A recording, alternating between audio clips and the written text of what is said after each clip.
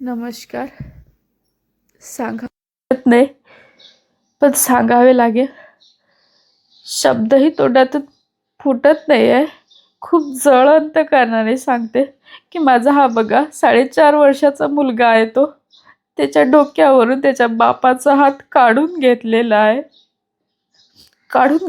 आहेच म्हणावं लागेल.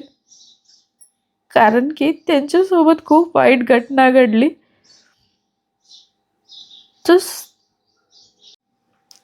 तर मी तुम्हाला सांगते की त्यांची एक जिद्द होती की आपण काही ना काही करावं म्हणे मुक्ता.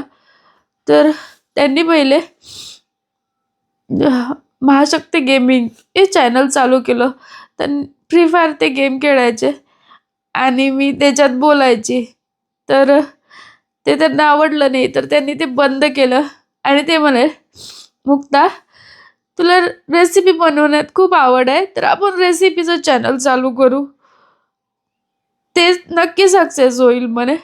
आणि आम्ही मग दोघांनी रेसिपीचं चॅनल चालू केलं आणि ते सक्सेस पण झालं. त्यांना एवढा आनंद व्हायचा, ए बघ मुक्ता एवढे व्ह्यूज आले, बघ काय म्हणतात दादा, तुम्ही दोघं खूप मस्त व्हिडिओ बनवता, तुमची जोडी खूप छान आहे, असे आम्हाला कमेंट यायच्या आणि ते आम्हाला दाखवायचे पण. मला त्यांना खूप आनंद व्हायचा. पण तुम्हाला सांगते, आता दादा राहिले नाही, तर दादाचं स्वप्न पूर्ण करण्यासाठी मी समोर येणार. आणि दादाचं स्वप्न होतं म्हणून मी तुम्हाला सांगते आणि मी हा व्हिडिओ टाकत आहे. मला बोलण्यासाठी शब्द पण नाही आहे.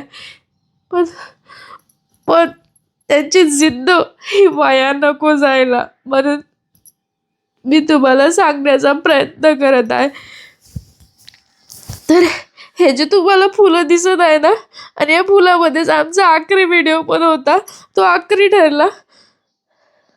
हे फुलं जे दिसत आहे तुम्हाला, हे खूप पवित्र मानले जातात आणि देवाच्या चरणी जातात म्हणतात. पण या फुलांनी माझ्या जीवनाचा शेवट लावला. हे फुलं तोडून ते विकायलाच गेले होते मार्केटला.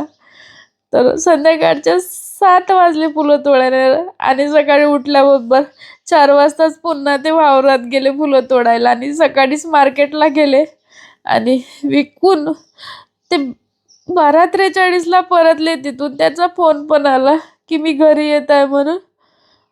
आणि तेवढ्यात त्यांचा ॲक्सिडेंट झाला. एका कारवाल्याने त्यांना उडून दिलं. तर लोक कशाचाच विचार करत नाही हो. तर सुनील गोपीचंद राठोड असं नाव आहे त्या नराधमाचं, त्या कार चालकाचं, ज्याने माझ्या कुटुंबाला उद्ध्वस्त करून टाकलं. तो तर पैसे भरून सुटून गेला, पण एका बापाला एका मुलापासून दूर घेऊन गेला. तर हे बघा, आमचं कुटुंब खूप आनंदात जगत होतो आम्ही, पण तो आनंद कोणाला सहन झालाच नाही.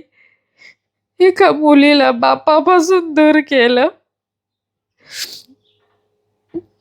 त्या लहान मुलगी बघा, तिला काही समजते का हो? तिने बाप्पाचा चेहरा सुद्धा तिला आठवण राहणार नाही, एवढा कमी वय आहे तिचं. आमच्या स्वप्नाची सगळी रांगोळी करून टाकली. त्याचं स्वप्न पूर्ण व्हावं म्हणून मी हा व्हिडिओ टाकत आहे. फोटो मध्ये पण त्याचं स्वप्न पूर्ण करण्याची खूप जिद्दीने काम करणार. मला त्या काही येत नाही, पण मी खूप शिकण्याचा प्रयत्न करत आहे.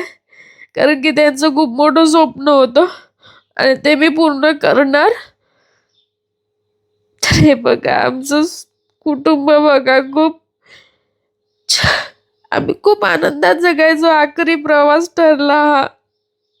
बापाच्या मांडीवर मुलगा बसला आहे आणि आता बाप दिसत नाही हो त्याचा पुन्हा. मुलगा दररोज म्हणतो, आई बाबाला आणून दे. आता कुठून आणून देऊ मी त्याला बाबा?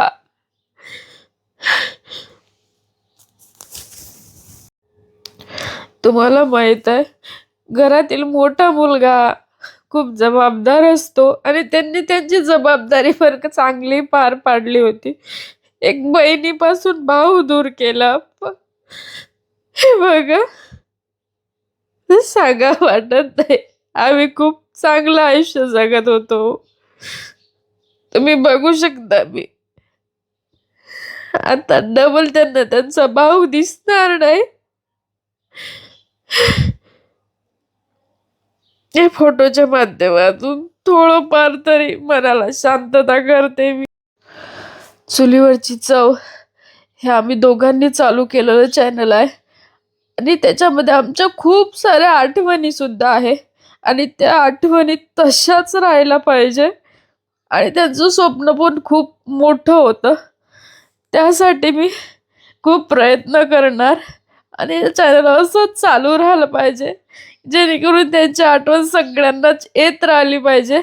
आणि माझ्या मनात तर ते आठवणी कायमच्या दडून राहिलेल्या आहेत. त्याच्या आठवणीच्या सहाऱ्यानेच मी जगत आहे. तर मी त्यांना माझ्या मेहनतीने हे चॅनल खूप वर्तन येणार आणि त्यांना पण वाटलं पाहिजे की माझ्या बायकोने करून दाखवलं. आणि त्यांच्या आठवणींना असेच जिवंत ठेवणार. कारण हे चॅनल जेव्हा बघते तेव्हा असं वाटते की ते माझ्या सोबत उभे आहेत.